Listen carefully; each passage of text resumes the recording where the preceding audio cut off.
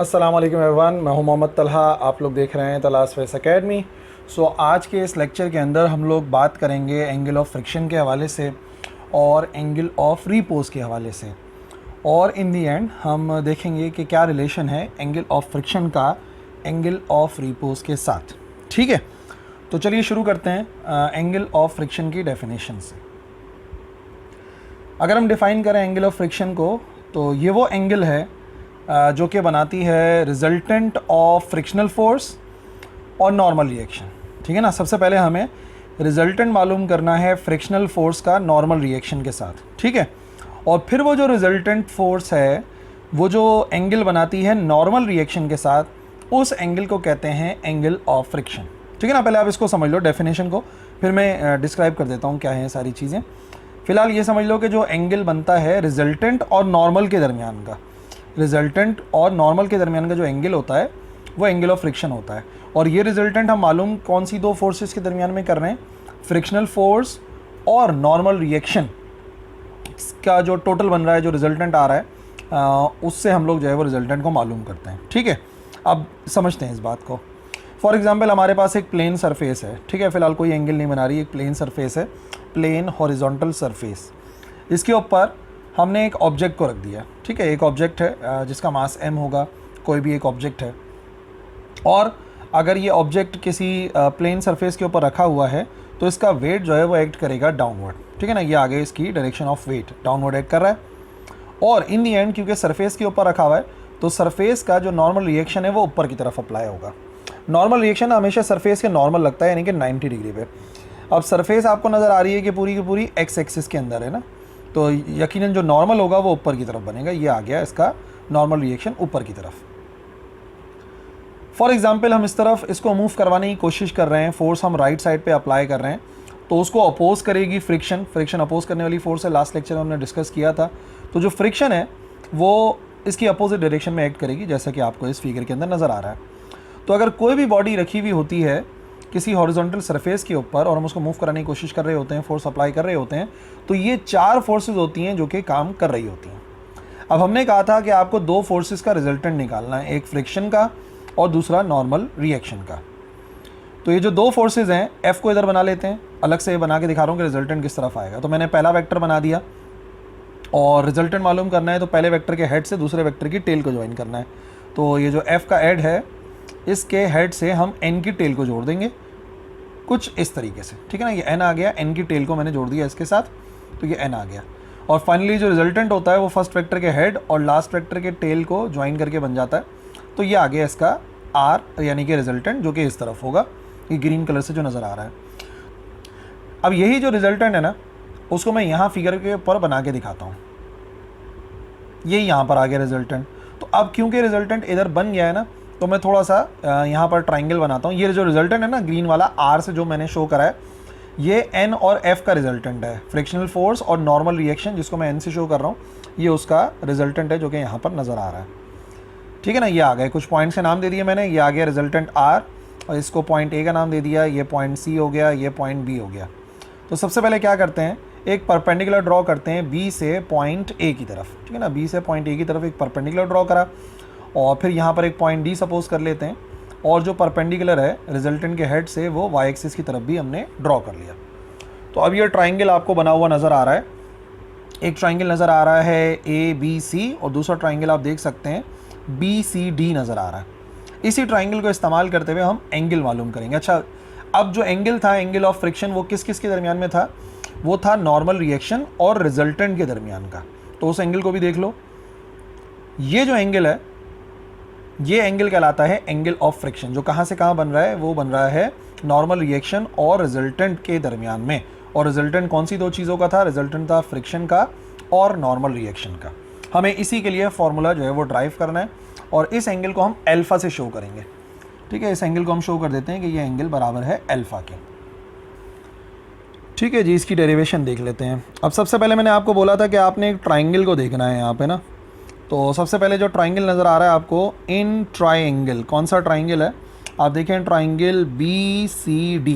ये जो triangle BCD नज़र आ रहा है, इसको आप देखो और यहीं से हम लोग जो है वो वैल्यू फाइंड करेंगे। इस ट्राइंगल के अंदर हमें tan थीटा की वैल्यू निकालनी है। वैसे टेन थीटा किसके बराबर होता है? टेन थीटा बराबर होता है परपेंडिकुलर अपॉन बेस के, ठीक है ना, परपेंडिकुलर अपॉन बेस के बराबर होता है। अब हम तो इस ट्राइंगल की बात कर रहे हैं, इस ट्राइंगल के अंदर देखो ज़रा टेन अल्फ़ा किसके बराबर आ रहा है? ये तो जनरल फार्मूला था ना, मैं थीटा लिख दिया था, यहाँ पे एंगल को तो मैं अल्फ़ा से शो कर रहा हूँ, तो मैंने यहाँ पे लिख दिया टेन अल्फ़ा। और याद रखो जो एंगल ऑफ फ्रिक्शन है ना, बेसिकली उसी को हम अल्फ़ा से शो कर रहे हैं। टेन अल्फ़ा बराबर होगा परपेंडिकुलर, परपेंडिकुलर होता है एंगल के सामने वाली साइड, तो एंगल के सामने वाली जो साइड है वो बी से लेकर डी वाली साइड है। मैं यहाँ पे लिख देता हूँ बी से लेकर डी वाली साइड आ गई परपेंडिकुलर, ठीक है। 90 डिग्री के सामने वाली हाइपोटेन्यूज होती है, ठीक है, और जो बच जाए उसको हम बेस कहते हैं। तो बेस जो है वो सी से लेके डी तक है, जो बेस है वो सी से लेके डी तक है। अब जो जो इनकी वैल्यूज़ हैं वो लिख देते हैं। टेन अल्फ़ा बराबर आ जाएगा बी से डी, क्या है ये जो बी से डी नज़र आ रहा है, एक्चुअली ये किसके बराबर है? ये इस फोर्स के बराबर है। कौन सी फोर्स है? ये है फ्रिक्शनल फोर्स। तो यहाँ पर मैं लिखूँगा एफ डिवाइडेड बाय सी से लेके डी तक किसको शो कर रहा है? एन को शो कर रहा है। What is an? एन है नॉर्मल रिएक्शन, तो मैं यहाँ पे लिख देता हूँ नॉर्मल रिएक्शन। ओके, यहाँ पे रुक जाते हैं, ये हो गई हमारी इक्वेशन नंबर 1। तो अगर मैं एंगल ऑफ फ्रिक्शन मालूम करना चाह रहा हूँ या उसका फॉर्मूला चाह रहा हूँ, तो मुझे टेन अल्फ़ा की वैल्यू मिल गई एफ अपॉन ए के बराबर। अब अगर हम डेफिनेशन इस्तेमाल करते हैं according to the definition of coefficient of friction, अगर कोएफिशिएंट ऑफ फ्रिक्शन की डेफिनेशन को इस्तेमाल करते हैं तो कोएफिशिएंट ऑफ फ्रिक्शन जिसे हम म्यू से शो करते हैं वो बराबर होता है जो फ्रिक्शनल फोर्स है उसको डिवाइड कराते हैं नॉर्मल रिएक्शन के साथ। फ्रिक्शनल फोर्स को अगर नॉर्मल रिएक्शन से डिवाइड करते हैं तो जो आंसर आता है उसको हम म्यू से शो करते हैं। तो फिलहाल अगर आप देखोगे तो इस फिगर के अंदर फ्रिक्शन को हमने स्मॉल एफ से शो करा है और नॉर्मल रिएक्शन को हमने एन से शो करा है। तो ये आ गया हमारे पास। अब आप देखो ज़रा इक्वेशन नंबर 2, म्यू भी बराबर होता है एफ अपॉन एन के और टेन अल्फ़ा भी बराबर है एफ अपॉन एन के। तो अगर मैं इन दोनों इक्वेशंस को कंपेयर करता हूँ, कंपेयरिंग इक्वेशन 1 एंड इक्वेशन 2, तो मुझे रिजल्ट क्या मिलेगा? दोनों की राइट हैंड साइड इक्वल है तो लेफ्ट हैंड साइड भी इक्वल होगी। तो हम ये कह सकते हैं कि टेन अल्फ़ा एक्चुअली बराबर होता है म्यू के। And what is mu? Coefficient of friction, ठीक है ना। अगर आप एंगल ऑफ फ्रिक्शन मालूम करना चाहते हैं तो याद रखिए एंगल ऑफ फ्रिक्शन सिर्फ और सिर्फ किस पर डिपेंड कर रहा है? कोएफिशिएंट ऑफ फ्रिक्शन पे, जो कि बेसिकली रफनेस को जाहिर करता है कि जो सरफेस है उसकी रफनेस कितनी है, ठीक है जी। ये तो बात हो गई हमारे पास एंगल ऑफ फ्रिक्शन की। एंगल ऑफ रिपोज वो मिनिमम एंगल है इंक्लाइन प्लेन का, ठीक है ना। ये ज़रूरी है कि एक हॉरिजॉन्टल प्लेन नहीं है बल्कि इस मर्तबा एक इंक्लाइंड प्लेन है।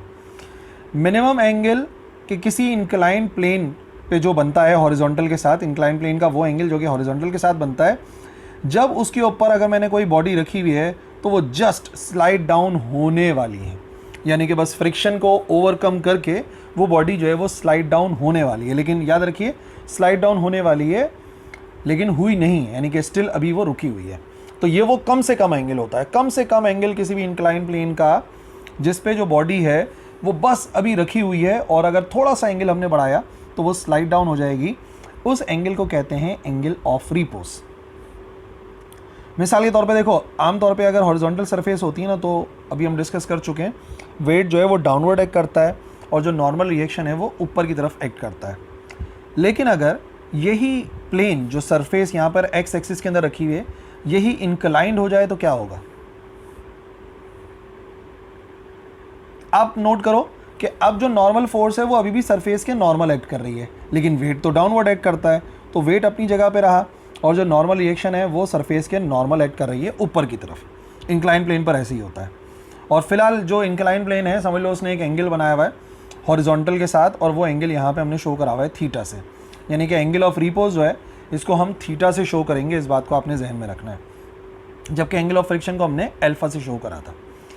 अब वेट आपको नज़र आ रहा है कि वो डाउनवर्ड एक्ट कर रहा है, लेकिन अगर मैं वेट के कंपोनेंट्स बनाना चाहूँ तो अभी हम वेट को दो हिस्सों में डिवाइड कर सकते हैं। एक ये वाला हिस्सा आ जाएगा जो कि कोशिश करेगा कि बॉडी सरफेस के ऊपर रहे, ठीक है। याद रखो अगर हॉरिजॉन्टल सरफेस होती है ना तो वेट बस सीधा सीधा डाउनवर्ड जाता है, लेकिन जब बॉडी किसी इंक्लाइंड प्लेन पे रखी होती है ना तो वेट दो पार्ट्स में डिवाइड हो जाता है। एक ये वाला आ गया कंपोनेंट जो कि नॉर्मल के अगेंस्ट लग रहा है और एक दूसरा आ जाएगा जो कि पैरेलल टू द सरफेस आएगा, ठीक है ना। ये दोनों कंपोनेंट्स आ गए और ये वेट के कंपोनेंट्स हैं। एंगल अगर देखा जाए तो एंगल थीटा बनेगा। याद रखो जितना एंगल यहाँ पर बनेगा ना उतना ही एंगल यहाँ पर भी बनेगा। और अगर हम इस एंगल को बढ़ाऊंगा तो थोड़ा सपोज करो कि जैसे ही इस एंगल को हम बढ़ाएंगे तो यकीनन ये जो दोनों वेट का इस वाले कंपोनेंट के साथ एंगल है वो भी बढ़ता चला जाएगा। तो याद रखना जो थीटा ये है वही थीटा ये भी रहेगा। इस वाले को हम बोलेंगे W साइन थीटा, थीटा के सामने वाली साइड को, और इस वाले को हम बोलेंगे W कॉस थीटा। क्यों, थोड़ा सा रिवाइज कर लेते हैं। देखो वैसे आपको पता है साइन थीटा किसके बराबर होता है? वैसे साइन थीटा बराबर होता है परपेंडिकुलर अपॉन हाइपोटेन्यूज। परपेंडिकुलर होती है थीटा के सामने वाली साइड, ये वाली साइड है ना, ये वाली साइड है ना। अगर फॉर एग्जांपल मैं इसको नाम दे दूँ अभी आपकी आसानी के लिए ना, OAB कर देता हूँ ताकि ये समझ में आ जाए कि पॉइंट्स कैसे आ गए। तो इसका मतलब परपेंडिकुलर कौन सी साइड होगी? थीटा के सामने वाली, A से B तक। तो यहाँ पे मैं लिखूँगा AB side divided by hypotenuse होती है 90 डिग्री के सामने वाली साइड, यानी कि ये वाली साइड। कौन सी? O से लेके A तक। ठीक है, तो इधर तो लिखा हुआ है साइन थीटा और AB, A से लेके B को फिलहाल AB लिख देते हैं, बाद में देख लेंगे कि वो किसके बराबर आ रहा है। डिवाइड बाय O से लेके A, O से लेके A किसके बराबर है? W के बराबर है। ये आ गया W। तो अगर AB की वैल्यू चाहिए A से लेके B तक की जो साइड है तो एक्चुअली वो किसके बराबर आएगी? W साइन थीटा के। तभी देखो मैंने सामने वाली साइड को लिखा था कि ये W साइन थीटा के बराबर है। इसी तरीके से जब ये वाली वैल्यू निकालनी होगी ना, कॉस थीटा बराबर होता है बेस अपॉन हाइपोटेन्यूज। हाइपोटेन्यूज तो आपको पता है 90 डिग्री के सामने वाली साइड होती है, वही वाली O से A वाली। और बेस कौन सी साइड है? थीटा के सामने वाली परपेंडिकुलर हो गई, 90 डिग्री के सामने हाइपोटेन्यूज हो गई, जो बच गई उसको क्या बोलेंगे? उसको बोलेंगे बेस।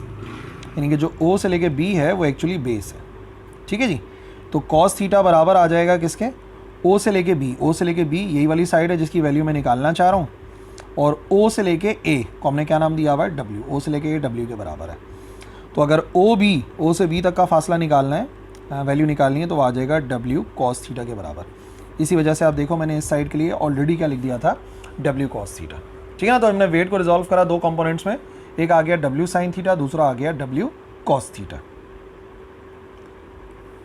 अब फॉर एग्जाम्पल अगर बॉडी नीचे की तरफ मूव करने की कोशिश करिए तो फ्रिक्शन उसकी अपोजिट जाएगी, ऊपर की तरफ मूव कराने की कोशिश करेगी, है ना। ऐसे ही होगा ना।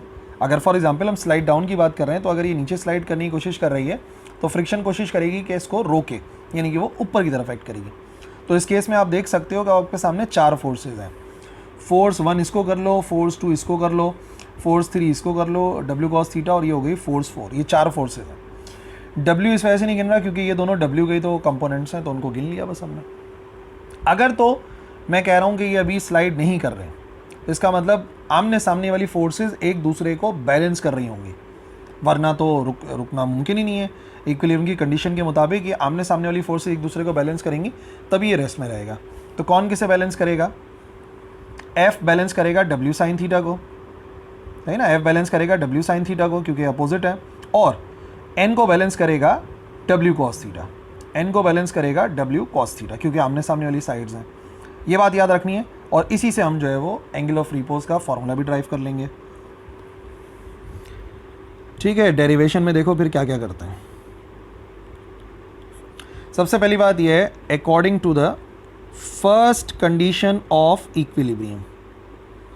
अगर हम फर्स्ट कंडीशन ऑफ इक्विलिब्रियम को इस्तेमाल करते हैं तो उसके मुताबिक फोर्सेस का जो सम है वो इक्वल आना चाहिए। ठीक है ना। फर्स्ट कंडीशन अप्लाई कर रहे हैं, sum of all forces on X axis and Y axis, उन सब का सम कितना आना चाहिए?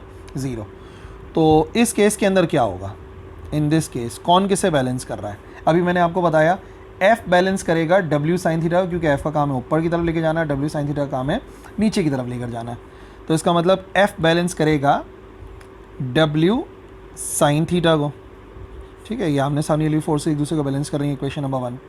और कौन किसे बैलेंस कर रहा था? N का काम है ऊपर की तरफ लेके जाना नॉर्मल रिएक्शन का, और W कॉस थीटा उसकी अपोजिट लेके आने की कोशिश कर रहा है।